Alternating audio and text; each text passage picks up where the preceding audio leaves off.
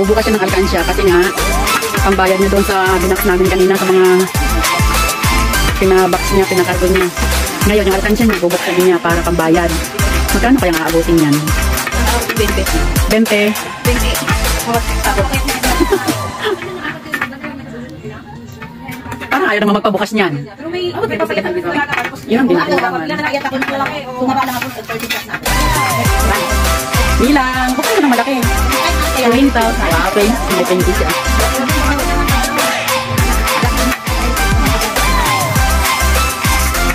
Sige, bukas. Baka naman iabutin niya ng 700 dun sa box mo ba? Ah, utang 20. Wala ito? Ako na. 20. 40. 10.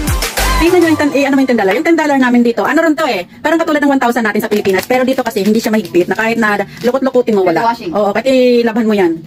Sa atin kasi masyadong ano, yung 1,000 bawal itupi-tupi dito kahit ano tinan mo. Eh kahit na 20. Wow, wala bang $100 dyan? Wala nga, may 20 bawat sahod. Okay, nasugat na. Wow! Mukhang may ito yung 100. 100. Ano mo, baliktad. Ayan yung 100. 700 na sa atin, yes. So ayan, kahit na lukot-lukutin mo yan. Yan. Lukot-lukutin mo yung 100 natin. Oh, tinan mo. Ganyan yung papel ng 1,000 natin. Peso. Yan. Sa atin lang mahigpit, pero dito hindi. Kahit na malabhan mo yan, ganyan pa rin yan siya. Ano, nasugat na? Ang liit kasi ng butas mo. Nag-alkansya siya para ipambayad niya doon sa box. Nag-ipon siya. Ganito yung buhay OFW. Yan, 20. 1, 2, 3, 4, 5, 6. Oh, may 120 ka na. 220, 240. Wow. Yan ang $20 ng Hong Kong. Yung pula, 100. Yung violet is 10. Yan. 11. Oh, nakita nyo ba? Kahit na tupi-tupiin yan, walang problema dito. 12. 13. Meron pa? 14. Kaya pa? Yan. Yan guys, ang pera ng Hong Kong. 15. Yung 1,000 natin, yun ang kulay, $20 dito sa Hong Kong. Yung 1,000 pesos. Wow, yan ang 500, yan ang 500 ng Hong Kong. Balik ka mo. 3.5 to sa atin. Oh, 3.5? Oh, 3.5 daw sa atin yan. Yan. And 50. Oh, yan ang 50. Nakita nyo, kahit lukot-lukutin yan, hindi nalulukot. Ganyan ang papel ng 1,000 pesos natin. O, bilangin mo. 500. 600? O, sobra. 650.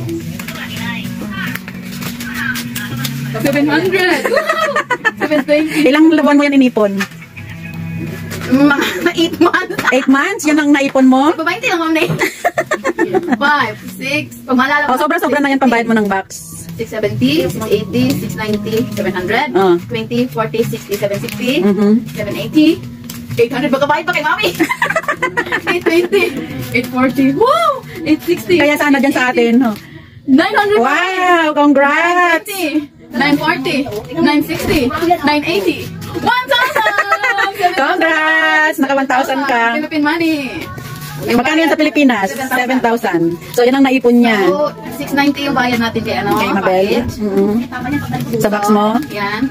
Tingnan nyo yung pera ng Hong Kong, guys, ha? Ganyan ang pera natin na 1,000 pesos. Nakita nyo, oh. Oh. Nakita nyo, kahit ganitong ganitohin, walang problema, oh. Yan pa rin siya. Oh, ganun pa rin siya. Nakita nyo, guys, ang pera. Ganitong pera na 1,000 pesos natin. So, bakit kailangan bawal tupin sa atin, di ba? Bawal ano. Dito, tinan mo. Mabilis lang, madali lang siya mag-ano. Kahit ganyanin mo. Itong 500. Ang lalaki ng pera dito. Ang hirap maging ina, guys. Mahirap maging ina. Mahirap maging OFW. Akala nyo lang, akala nyo lang, meron wala. Tsaka, bayad kay mami. Tara, Thanks. Separate na natin yung bayad ni Pankita para maging maganda Guys, yung pamilya natin. pangayuda. Itong 100 ng Hong Kong. Hindi ito ang bago. Meron pa kaming bagong 100 ngayon dito. Parang yung papel nun, parang katulad ng 1,000 pesos natin. So sa atin masyado namang masela ng 1,000 pesos natin. Na bawal lukutin. Nakit mo na, magbayad ka na. 1, 2, 3, 4, 5. Kita nyo guys, oh. Yan. Eto, ano to? Ano layon? Opo, layo. Ito, hindi ba ito yung ginawa na lang na 1,000 pesos sa atin? Ito, yan ang 100, pero hindi ito ang bago, may bago ngayong labas. Yan.